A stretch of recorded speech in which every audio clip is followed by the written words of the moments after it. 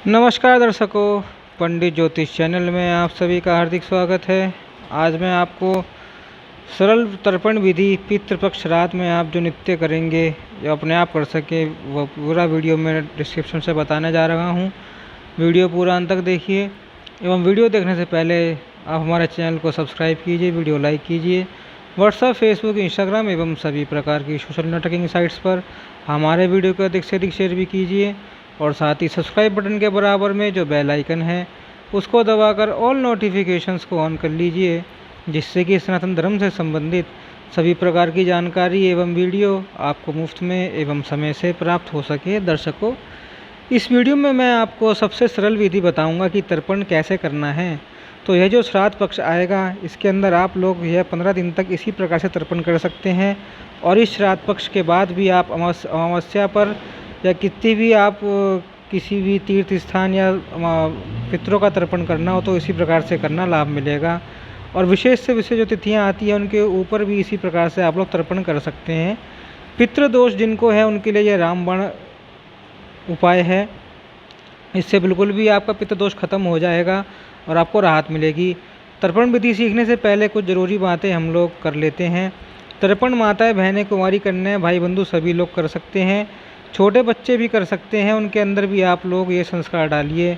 इस श्लोक के अनुसार जो लोग तर्पण करते हैं तो सब वे लोग पैदा हुए हैं तब से लेकर अभी तक, यानी जब तक लोग तर्पण करते हैं तब तक के समस्त पाप नष्ट हो जाते हैं। तर्पण करने वाले के शास्त्रों में जो लोग तर्पण नहीं करते हैं उनके लिए लिखा गया है कि ब्रह्म आदि देव और पितृगण उस मानव के शरीर का रक्तपान करते हैं। कहने का अभिप्राय समझिए कि वे लोग बीमारियों से ग्रसित होते हैं, उनकी अधिकांश आय बीमारियों पर ही खर्च होती है और वे लोग दुखी रहते हैं। तर्पण करते समय आप सोने या चांदी की अंगूठी पहन लेना, इससे पितृ बहुत खुश होते हैं और आपका किया हुआ तर्पण भी कई गुना अधिक हो जाता है। तर्पण आप सुबह स्नान के बाद कर सकते हैं और सबसे उत्तम काल तर्पण के लिए कुतुब काल होता है।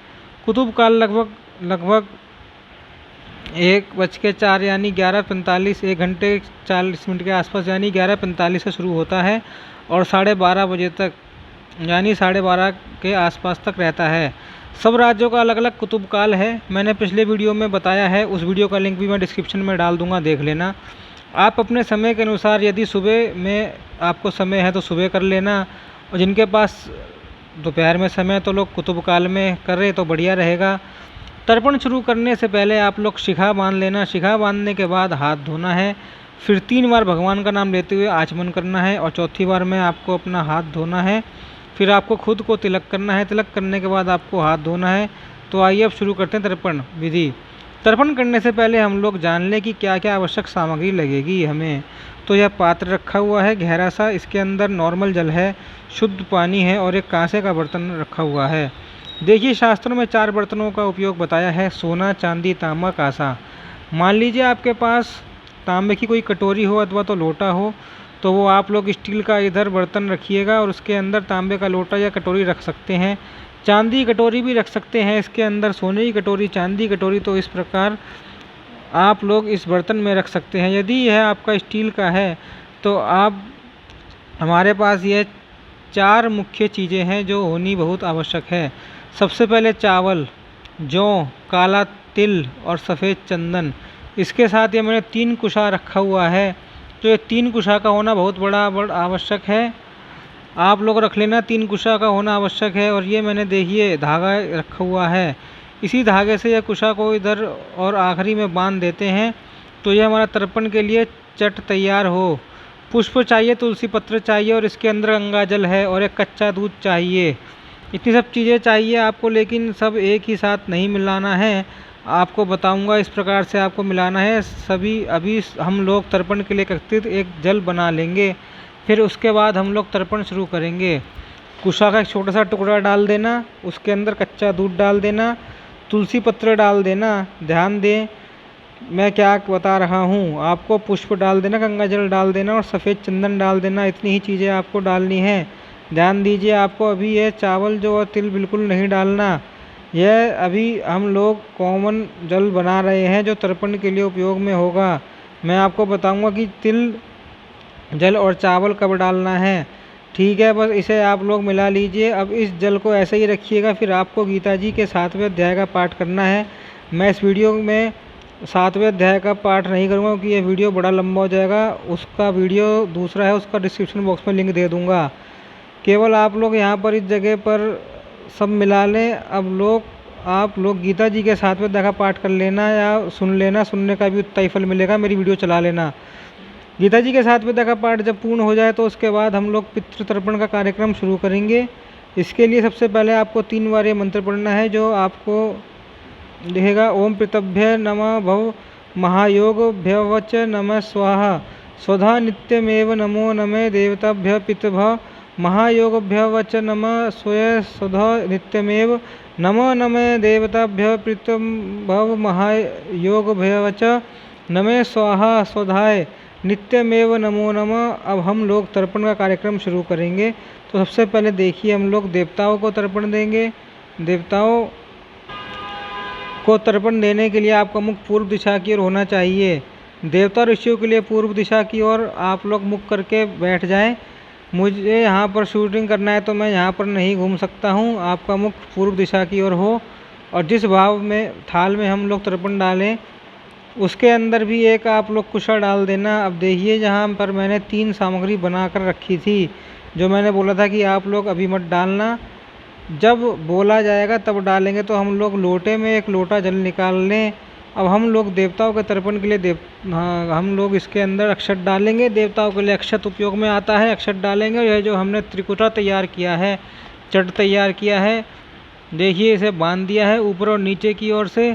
हम इस प्रकार से पकड़ना है, देवताओं को जल यहाँ से जाएगा। ठीक है, इसके अंगूठे से हम लोग पकड़ लें। अब देखिए कैसे जल दिया जाता है। जल देने से पहले आप लोग बोलेंगे कि हे समस्त देवताओं, मेरे दिए हुए इस जल से आप सभी तृप्त होइए। अब हम लोग दूसरा जल देंगे ऋषियों के लिए। आपका मुख पूर्व दिशा की ओर ही रहेगा। ऋषियों के लिए भी हम लोग 1 लोटा जल निकालेंगे और उसके अंदर भी हम लोग अक्षत डालेंगे। अक्षत डाल के फिर ऐसा कहेंगे कि हे ऋषियों, हे समस्त ऋषियों, आप मेरे दिए हुए इस जल से तृप्त होइए। यह 2 हमने जल दे दिया। अब हम लोग तीसरा जल दिव्य मनुष्यों के लिए देंगे। दिव्य मनुष्यों के लिए आप लोग ध्यान से देखिएगा। आपका मुख उत्तर की ओर होना चाहिए, उत्तर दिशा की ओर लोग मुख करके बैठ जाएं। 1 लोटा जल भर लें। इस जल के अंदर आपको जव डालना है और ये जो त्रिकुटा है, त्रिकुश को देखिए इस प्रकार से बीचों बीच मोड़ दीजिए।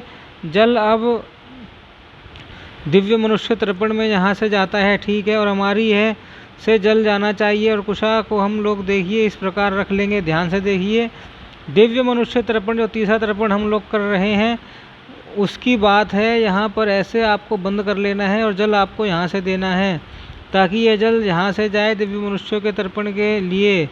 अब आप लोग बोलिएगा कि हे समस्त दिव्य मनुष्यों, आप इस जल से तृप्त होइए। अब हम लोग चौथा जल देंगे दिव्य पितरों के लिए। अब देखिए, फिर से हम लोग 1 लोटा जल भर लें। दक्षिण दिशा की ओर आपको मुख करके बैठना है। इसके अंदर जब हम लोग पितरों के लिए तर्पण करेंगे तो इसके अंदर काला तिल डालेंगे। ये दिव्य पितरों के लिए तर्पण है। अब देखिए चट की स्थिति कैसी होगी, त्रिक की स्थिति।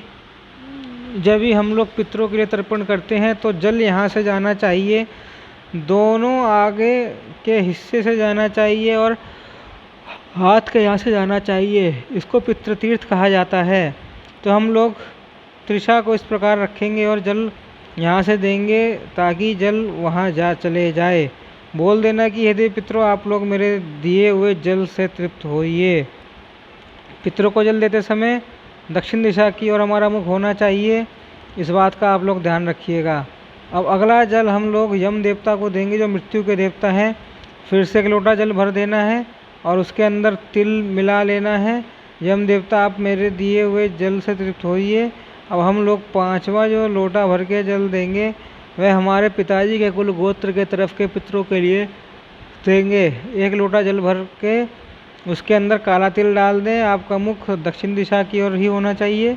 अब इसके अंदर जो भी आपके पिता के पक्ष के जितने भी पितृ लोग हैं, आप उनका स्मरण करिएगा। जैसे आपके चाचा हो गए, चाचा का बेटा हो गया, दादा दादी भी हो गए, दादी जी भी हो गई, ये भी सब पिता के पक्ष के हैं। जिनको भी आपका जल देना हो उसका स्मरण कीजिए और कहिए कि हे पितृ देवताओं, आप इस दिए हुए जल से तृप्त होइए।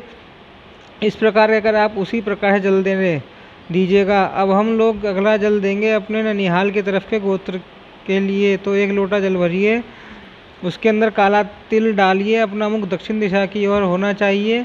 ननिहाल की तरफ करके नाना जी हो, भाई नानी जी होगी, घर नाना हो गए, वृद्ध नानी हो गई, पर नानी हो गई, इन सबको स्मरण करते हुए उनके लिए कहिए कि हे मेरे देवताओं, पितृदेवताओं, आप इस दिए हुए जल को से तृप्त होइए।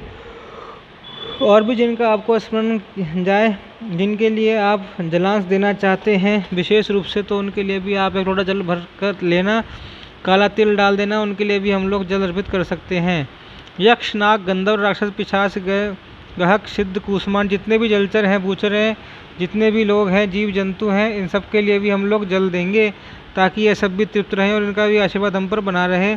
तो आपको पूर्व दिशा की ओर मुख करना है। अब पूर्व दिशा की ओर मुख कर लीजिए और 1 लोटा जल आपको इनके भी देना है।